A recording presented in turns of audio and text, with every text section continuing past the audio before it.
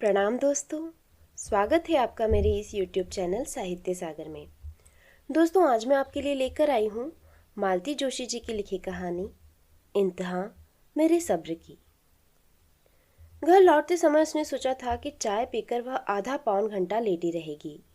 बदन थकन से चूर हो रहा था। एक तो रात भर का सफ़र, फिर घर आते ही बस चाय और 2 बिस्कुट खाकर चल पड़ी थी। नहाने के नाम पर 2 लोटे पानी शरीर पर डालकर उसने कपड़े बदल लिए थे। ज़्यादा कुछ करने के लिए समय ही नहीं था। अब घर जाकर देखेगी, पानी की सुविधा हुई तो फिर से नहा लेगी, तभी ताज़ा दम हो पाएगी। पर उसके घर पहुंचते ही जूही उसकी गोद में मुंह छिपाकर सुबकने लगी थी। उसे कपड़े बदलने तक की मोहलत बेटी ने नहीं दी थी। उसकी पीठ पर हाथ फेरते हुए वो बार बार पूछ रही थी कि क्या हुआ बेटे, पर जवाब में केवल सिसकियां ही मिल रही थी। क्या हुआ रे? उसने बेजारी से चेतन से पूछा, जो वहीं बैठकर पढ़ रहा था। उसने एक बार माँ की ओर देखा, बुरा सा मुंह बनाया और फिर किताब में आंखें गड़ा दी। वैसे अब ये रोज का नाटक हो गया है।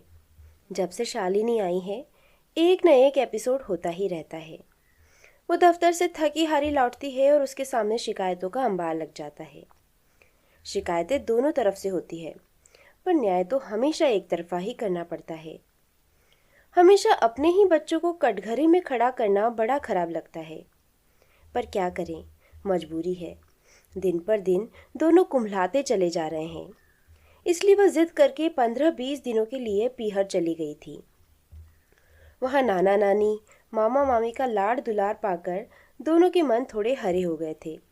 पर क्या फायदा, घर लौटते ही वही सब शुरू हो गया। पता नहीं कब इनकी छुट्टियां खत्म होगी। जितनी देर स्कूल में रहते हैं, कम से कम उतनी देर को तो वो निश्चिंत हो सकेगी। कुछ देर बाद उसका भी धैर्य चूक गया। झल्लाकर बोली, एक गिलास पानी का आसरा नहीं है किसी का, पर मेरे आते ही ये रोना पीटना तो मत मचाया करो। दिमाग चटक जाता है मेरा। नालायक, बताता क्यों नहीं क्या हुआ? लड़का बेचारा सकपका गया। रुआंसी आवाज में बोला, नानी ने जो कपड़े दिए थे सब दादी ने रख लिए, और मामी ने जो खिलौने दिए थे वो भी। तो आते ही प्रदर्शनी लगाने की क्या जरूरत थी? मेरे आने तक रुक नहीं सकते थे? वो बार बार पूछ रही थी कि नाना ने क्या दिया, मामा ने क्या दिया, तो गुड़िया सब निकाल कर दिखाने लग गई। मीना कुछ कहना चाहती थी कि रुक गई। उसे लगा कि दरवाजे के पास कोई है। उसने आगे बढ़कर पर्दा जरा सा हटाया। उसका अनुमान ठीक था। दरवाजे के पास कान लगाए अम्मा जी खड़ी थी। जैसे ही उन्हें पता चला कि मीना ने देख लिया है, तो भीतर चली आई और कड़क कर पोते से बोली, क्यों रे, आते ही मम्मी से चुगली लगाने बैठ गया? उसने कोई चुगली नहीं की है अम्मा जी, मीना ने भरसक विनम्रता से बताया। मैं ही बार बार पूछ रही थी कि गुड़िया क्यों रो रही है, तो उसने बताया। हाँ, बताया होगा कि दादी ने सब कपड़े खिलौने रख लिए, यही ना? तो तुम भी सुन लो बहू, कि घर में अगर 4 बच्चे हैं तो चारों के लिए सामान आएगा, नहीं तो किसी के लिए नहीं आएगा। तुम्हारे घर वालों को इतना सा तो समझना चाहिए। इसमें मेरे घर वालों का कोई दोष नहीं है। मैंने ही उन्हें शालिनी के बारे में नहीं बताया। बच्चों को भी ताकीद कर दी थी कि बुआ की चर्चा न करें। इसमें अलग से बताने की क्या बात है? तुम्हारा छोटा भाई इंटरव्यू के लिए आया था, तब शालू से मिला नहीं था? तब जनवरी थी अम्मा जी, और अब जून चल रहा है। जनवरी से लेकर जून तक बेटी अगर पीहर में बैठी रहती है तो लोग 100 तरह की बातें पूछते हैं, और अपने घर की बात 10 लोगों तक पहुंचे, ये मुझे अच्छा नहीं लगता। मतलब कि तुम्हें शर्म आती है। तुम पीहर जाओ तो कोई बात नहीं, पर मेरी बेटी पीहर आए तो शर्म की बात है। क्यों? अम्मा जी, ये बात तो अब भी अच्छे से जानती है कि शालू का यहाँ रहना और मेरा पीहर जाना, इन दोनों चीज़ों में बहुत फ़र्क है। वैसे भी मैं पूरे 2 साल बाद गई थी, वो भी सिर्फ 15 दिनों के लिए। मेरे माँ बाप भी बूढ़े हो चले हैं, उनका भी मन बेटी से मिलने को करता है। उनकी आंखें भी नवासों को देखने के लिए तरसती है। और बच्चों को भी तो थोड़ा बदलाव चाहिए। छुट्टियों में सारे बच्चे कहीं ना कहीं जाते हैं। मेरी वजह से ये बेचारे घर में बंद कर रह जाते हैं। थोड़े बड़े हो जाएंगे तो अकेले ही भेज दिया करूँगी। ओफो अम्मा, तुम कहाँ चली जाती हो? शालू अचानक वहां नमूदार हो गई। उसने दुपट्टे से सिर को कसकर बांध रखा था। आजकल वह इसी धज में रहती है। कई बार मीना का कहने का मन होता है कि शालू, पट्टियां तुम्हें नहीं हमें बांधनी चाहिए, क्योंकि आजकल तुम पूरे घर का सिरदर्द बनी हुई हो। गोद के बच्चे को अम्मा को पकड़ाते हुए शालू गुनगुनाई, अब थोड़ी देर इसे अपने पास ही रखो अम्मा, मेरा सिर दर्द से फटा जा रहा है और ये दुष्ट मेरे प्राण ले रहा है। दोनों के दोनों मेरी जान के दुश्मन बने हुए हैं। शालू वापस कमरे में चली गई। रिरियाते बच्चे को थामकर अम्मा जी ने बड़ी आशा से तीनों की ओर देखा। चेतन किताब में डूबा हुआ था, जूही माँ की गोद में लेटी थी। अगर बच्चों की माँ वहाँ न होती तो अम्मा जी शालू के बच्चे को दोनों में से किसी को ज़रूर पकड़ा देती, पर अब हिम्मत नहीं पड़ी। सिर पर पल्ला डालकर खुद ही बाहर निकल गई। शरीर पस्त था, मन खिन्न था, कुछ भी करने का उत्साह नहीं था, पर आराम की मोहलत ही नहीं थी। ढेर सारे काम, खासकर रसोई उसकी बाट जोड़ रही थी। उसकी गैर हाजिरी में माँ बेटी ने मिलकर जैसे तैसे निभा ही दिया होगा, पर उसके रहते कोई रसोई में पाँव देगा इसकी आशा नहीं थी। सबको खाते खिलाते 9:30 बज गए। जैसे तैसे रसोई समटकर वह बाहर निकल आई और गुड़िया को सुलाने के बहाने उसके पास लेट गई। पलकें नींद से बोझिल हुई जा रही थी, पर वो उन्हें प्रयत्नपूर्वक खोले हुए थी, नहीं तो अनिल बुरा मान जाते। पति पत्नी कोई 20-22 दिन बाद मिलने वाले थे, पर मीना जानती थी कि अम्मा ये मिलन सुखद नहीं होने देगी। उन्होंने बेटे को रोक लिया था, तभी वो समझ गई थी कि खूब कान भरकर भेजेंगी और वे कमरे में आते ही बरस पड़ेंगे। शुरू शुरू में जब ऐसा होता था तब वो पूरी पूरी रात रोती थी, पर उस छुई मुई उम्र को अब वो पार कर चुकी है। अब वह भी तुर्की बतुर्की जवाब देने लगी है। जानती है कि उसकी शालीनता को जनता ने कमज़ोरी समझ लिया था और अब वह यह गलतफहमी दूर करने पर उतारू है। जैसा कि अपेक्षित था, अनिल ने कमरे का दरवाज़ा बंद करते करते ही पूछ लिया, आते ही ये क्या हंगामा कर डाला? कैसा हंगामा? वैसे भी हंगामा करने की आदत तो आपकी माताश्री की है, मेरी नहीं। वही तो पूछ रहा हूँ कि क्या हुआ? अम्मा जी ने बताया नहीं क्या? तुम ही बता दोगी तो क्या छोटी हो जाओगी? बच्चों को नाना के यहाँ से जो सामान मिला था वो इसलिए जब्त कर लिया गया कि सुमित अमित के लिए कुछ नहीं आया। अब मैं क्या वहाँ सारे खानदान के लिए कपड़े मांगती? तो तुम ही अपनी तरफ से कुछ ले आती ना। अरे लाई हूँ बाबा, शाम को ऑफिस से लौटकर देने वाली भी थी, पर किसी को सब्र तो हो। इतने खुश खुश लौटे थे बच्चे, पर आते ही सारी खुशियों पर पानी फिर गया। आप गुड़िया का सुबकना देखते तो आपको पता चलता। अनिल चुप हो गए, कहते भी क्या, पर मीना चुप नहीं हुई। बोली, मेरी और भी 2 बहनें हैं, पर किसी के ससुराल से ये फरमान नहीं आता कि हर बार पूरे खानदान की पहरावनी करनी पड़ेगी। ये सिस्टम तो आप ही के घर में देखा है। मुझे पहली बार में ही जता दिया गया था कि वहाँ से आएगी तो इकट्ठी 3 साड़ियाँ आएगी। जब 3 आने लगी तो शिकायत हुई कि वे नौकरानियों के लायक भी नहीं है। अब एक बजट में 3 आएगी तो ऐसा ही होगा ना। तब मैंने ही माँ से कह दिया कि मुझे साड़ी वाड़ी देने की ज़रूरत नहीं है, जो देना है अपने नवासों को दो। अब उसमें भी हिस्सेदार पैदा हो गए हैं, अब इनके लिए भी मना कर दूंगी। मेरे माँ बाप कोई धन्ना सेठ थोड़े ही हैं जो देते ही चले जाएंगे। वैसे भी लिया दिया यहाँ आकर सब अकारत ही हो जाता है।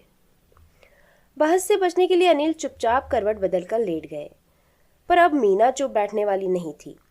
उसकी नींद काफूर हो गई थी और मन आक्रोश से भर गया था।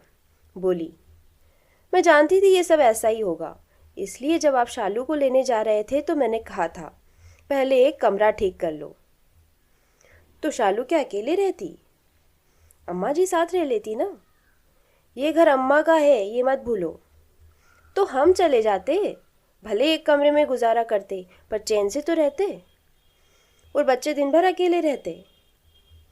अभी भी तो अकेले जैसे ही हैं। अभी भी अम्मा दरवाज़ा भर खोलती है और नींद से जगाने के लिए 100 गालियाँ देती है। बच्चे अपने से कपड़े बदलते हैं, अपने से खाना खा लेते हैं, अपनी झूठी प्लेट खुद उठाकर सिंक में रखते हैं और अपने से पढ़ने बैठ जाते हैं। जब से शालू आई है बच्चों का पढ़ना भी निरापद नहीं रहा। अमित सुमित दोनों उनके सिर पर सवार रहते हैं। कोई पेन छीन लेता है, कोई कॉपी फाड़ देता है, तो कोई किताब छीनकर भाग जाता है। शिकायत करो तो उल्टे इन्हीं लोगों को डांट पड़ती है। अम्मा जी जब तब गुड़िया को छोटू पकड़ा देती है। 6 साल की बच्ची है वो, उसकी क्या बच्चे खिलाने की उम्र है। कभी अपने बीवी बच्चों की ओर देख लिया कीजिए, तब आपको पता चलेगा कि बच्चों के मुंह कैसे सूख गए हैं। आधी से ज़्यादा रात इसी कलह क्लेश में बीत गई। और ये सिर्फ आज ही की बात नहीं है, आजकल अक्सर ही ऐसा होता है। पति से बात करने के लिए यही एक समय मिलता है, और उस समय तक अनिल दिन भर की आपाधापी से इतने थके हुए ऊबे हुए होते हैं कि ज़रा सी बात पर उखड़ जाते हैं। फिर वो भी चुप नहीं रह पाती, सारा संचित आक्रोश बाहर आ जाता है। हर बात एक बहस में और हर बहस एक प्रश्न चिन्ह में तब्दील हो जाती है। अभी उसी दिन मीना ने कहा था, सुनो 1 लीटर दूध बढ़ा लें, शाम को बच्चों के लिए एक बूंद नहीं बचता है। वे एकदम भड़क गए। 1 लीटर दूध का मतलब समझती हो? पूरे 700 रुपए की बढ़ोतरी। मीना को भी ये हिसाब आता है, पर इस उम्र में बच्चों का दूध से वंचित रह जाना उसे कचोटता है। कभी मीना कहती, सोचती हूँ शाम के लिए एक महाराजिन रख लूँ। शाम को मैं एकदम पस्त हो जाती हूँ, बच्चों को ज़रा भी समय नहीं दे पाती, कम से कम परीक्षा तक। वे उसकी बात पूरी नहीं होने देते, कहते, तुम थोड़े दिन सब्र नहीं कर सकती? यहाँ मैं रोज़ खर्चा घटाने की तरकीबें सोचता हूँ और तुम हो कि रोज़ एक नया शिगुफा छोड़ देती हो। वो कहना चाहती थी कि फिर बच्चों के लिए एक ट्यूशन ही लगवा दो, पर कहते डर लगता है, सुनते ही झल्ला जाएंगे। उनका आजकल तकिया कलाम हो गया है। तुम थोड़े दिन सब्र नहीं कर सकती? कितने दिन सब्र करे मीना, 10 साल से तो यही करती आ रही है। वो पति की परेशानियां समझती है, जानती है वे कर्ज की किस्तें चुकाते चुकाते बेचारे हलकान हो गए हैं।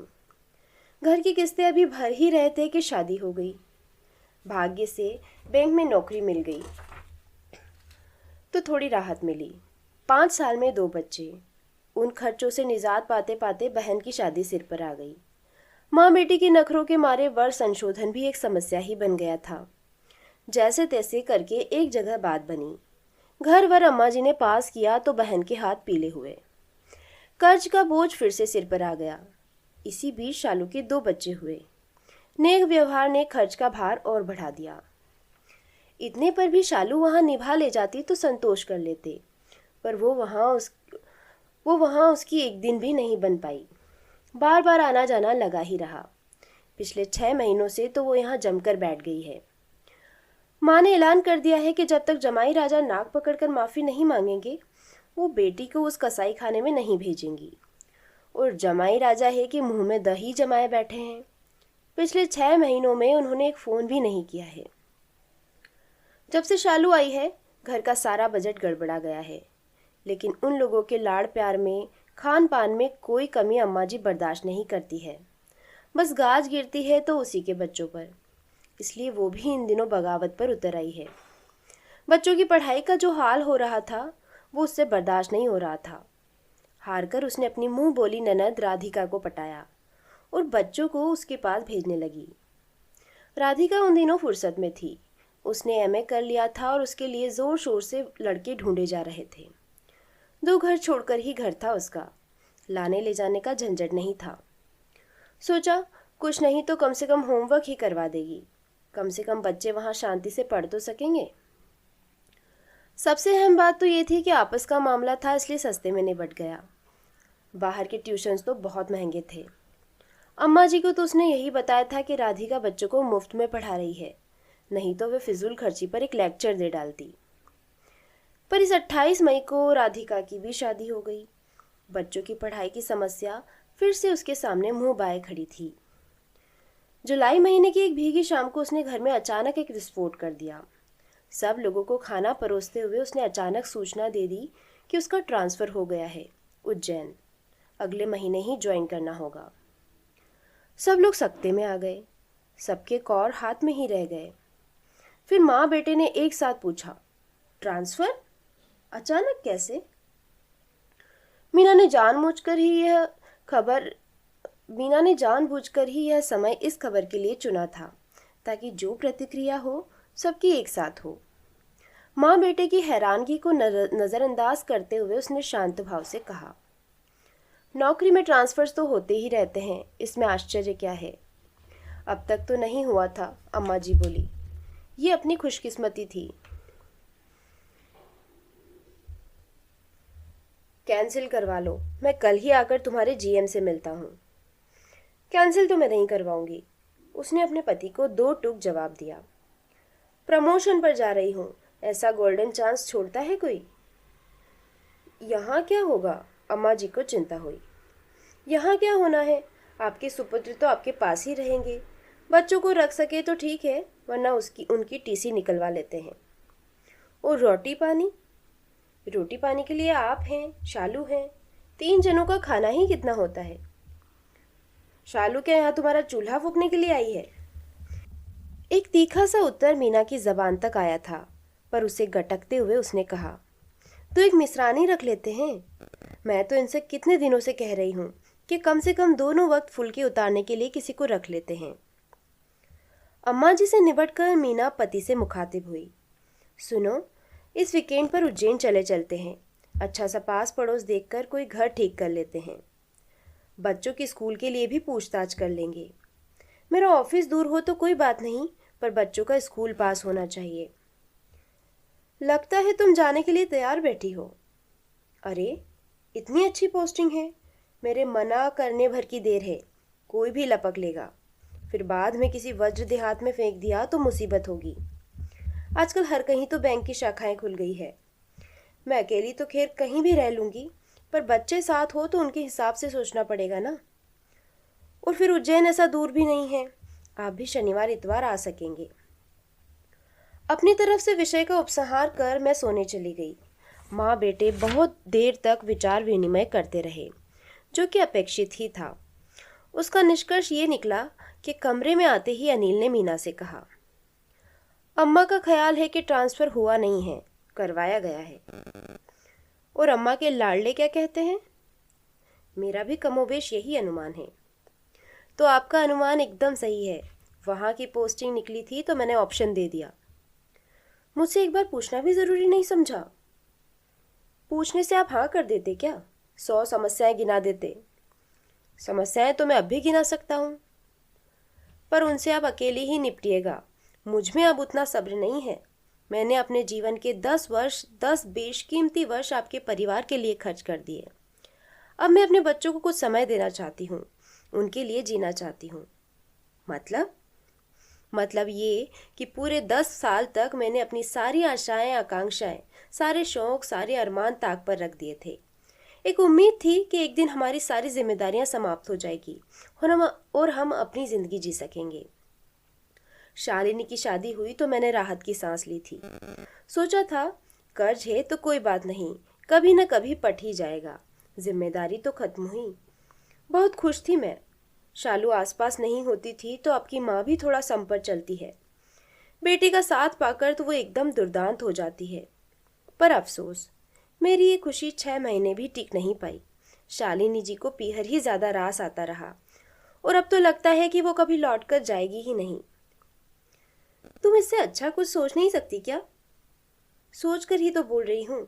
आपकी माँ ने बेटी को इस तरह ग्रूम किया है कि वो कभी किसी से निभा नहीं सकती। न वो किसी के साथ एडजस्ट कर सकती है, न शेयर कर सकती है। हर समय दूसरे पर चढ़ी ही रहना चाहती है। ससुराल में ये तेवर कौन बर्दाश्त करेगा? आप खुद ही देख लो, उसे आए 6-7 महीने हो चले हैं। नीरज जी ने एक बार भी सूद नहीं ली। तुम्हें वहाँ का माहौल पता नहीं है। हिंदुस्तानी ससुरालें ऐसी ही होती है। अपने यहाँ का माहौल क्या उससे बेहतर है? सुबह से शाम तक खटती रहती हूँ, शरीर से भी पैसों से भी, पर कभी प्रशंसा के 2 बोल नसीब नहीं हुए मुझे। सिर्फ ताने और उल्हाने ही मिलते रहे हैं। मन एकदम छलनी हो गया है। फिर भी यहाँ पड़ी हूँ, क्योंकि मैं अपने माँ बाप का बुढ़ापा खराब नहीं करना चाहती। अपने भाइयों की गृहस्थी में जहर नहीं घोलना चाहती। खैर, अपने हिस्से का जितना सहन करना था मैंने सह लिया, पर मैं अपने बच्चों के कुम्हलाए चेहरे नहीं देख सकती। मैं उन्हें इस तरह कलह क्लेशपूर्ण वातावरण से दूर ले जाना चाहती हूँ। उन्हें एक स्वच्छ सुंदर माहौल में बड़ा करना चाहती हूँ। अगर हम अपने माता पिता के प्रति उत्तरदायी हैं तो हमारी एक जिम्मेदारी बच्चों के प्रति भी बनती है। उसे हम कब तक अनदेखा करेंगे। यही समझ लीजिए कि हमने अपनी जिम्मेदारियों का बंटवारा कर लिया है। इस घर से किसी को निकालने का हक मुझे नहीं है, ये मुझे पता है, पर मैं इस घर से जा तो सकती हूँ ना। मेरा वो हक तो कोई नहीं छीन सकता। और अगर ना जाने दूँ तो? रोक कर देख लो। उसकी तनी हुई मुद्रा देखकर अनिल सहम गए। समझ गए कि जिसे इतने वर्षों तक कर्तव्यों के बोझ से लाद रखा था, वो अब अपने अधिकारों के प्रति भी सचेत हो उठी है। उसे लौटाना अब असंभव ही था। दोस्तों, कहानी यहीं समाप्त होती है। कहानी आपको कैसी लगी मुझे कमेंट बॉक्स में लिखकर ज़रूर बताइए। दोस्तों, अगर मेरे द्वारा सुनाई गई कहानी आपको पसंद आ रही है तो प्लीज़ मेरे चैनल को सब्सक्राइब कीजिए और अपने दोस्तों तथा परिचितों में शेयर भी कीजिए। आपका बहुत बहुत धन्यवाद।